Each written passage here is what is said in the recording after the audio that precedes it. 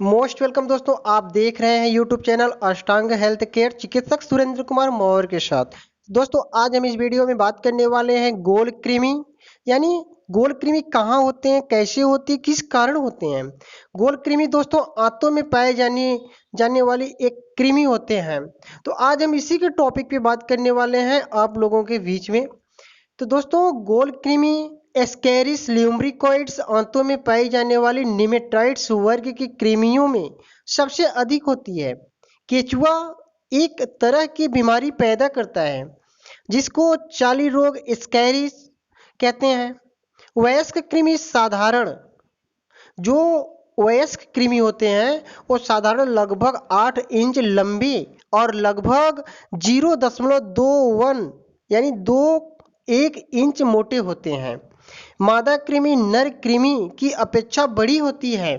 ये हल्के भूरे चमकीले रंग के होते हैं।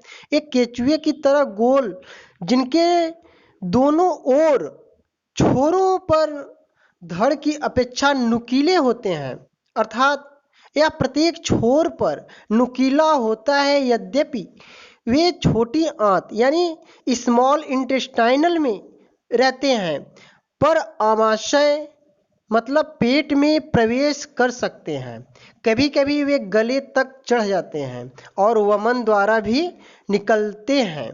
यदि किसी बालक में श्वास नली में चढ़ जाते हैं तो श्वास नली को बंद कर देते हैं। इससे बालक का दम घुटना पड़ता है। कभी कभी ऐसा होता है कि ऐसे में मृत्यु भी होने की संभावना हो सकता है।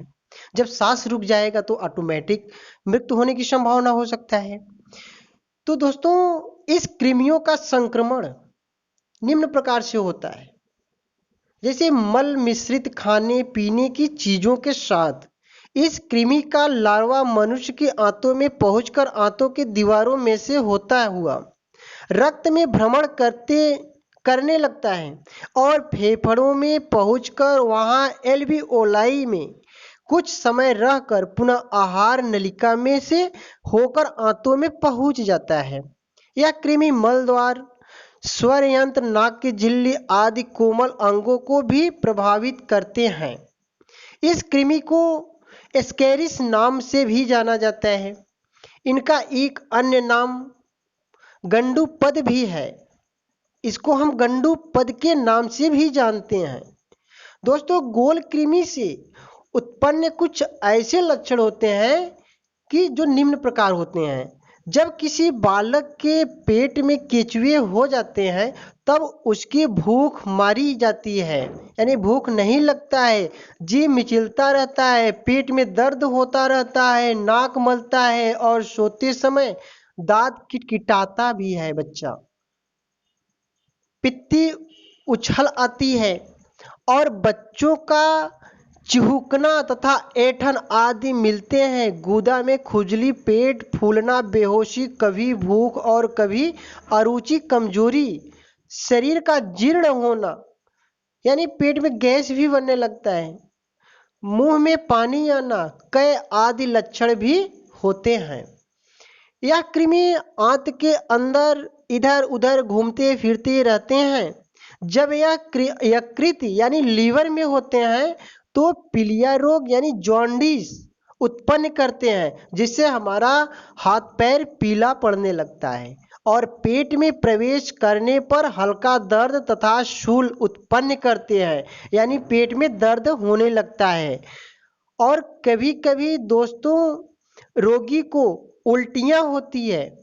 इसके साथ यह केचुए बाहर भी निकल सकते हैं।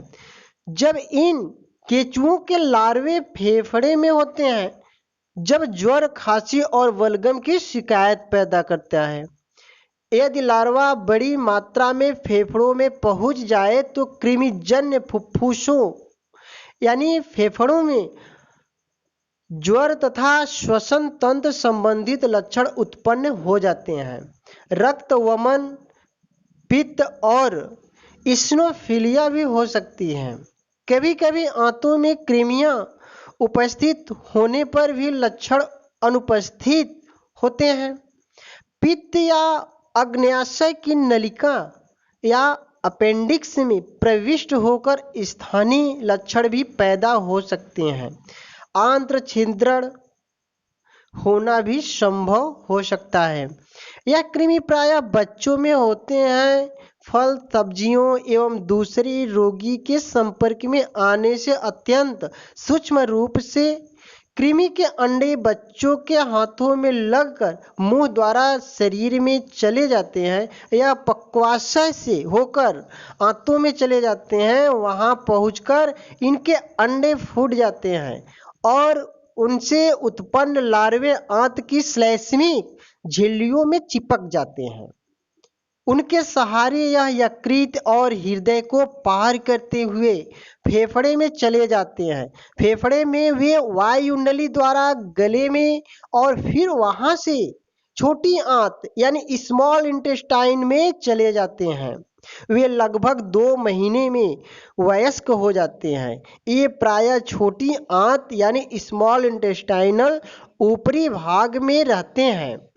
वहां वे अंडे देते हैं जो मल के साथ प्रारंभ में कई महीने तक इन कृमियों का कुछ पता नहीं चलता है। धीरे धीरे यह कृमि विकसित होते रहते हैं और 10 से 14 इंच तक लंबे हो जाते हैं। यही नहीं, यह कृमि कई वर्षों तक आंतों में छिपे रहकर विकसित होते रहते हैं और जब आमाशय में पहुंच जाते हैं तो रोगी को वमन और जी मिचलाने की शिकायत होती है। शौच के समय जब यह कृमि मल द्वार के पास पहुंच जाते हैं तो प्रायः बाहर भी निकल जाते हैं।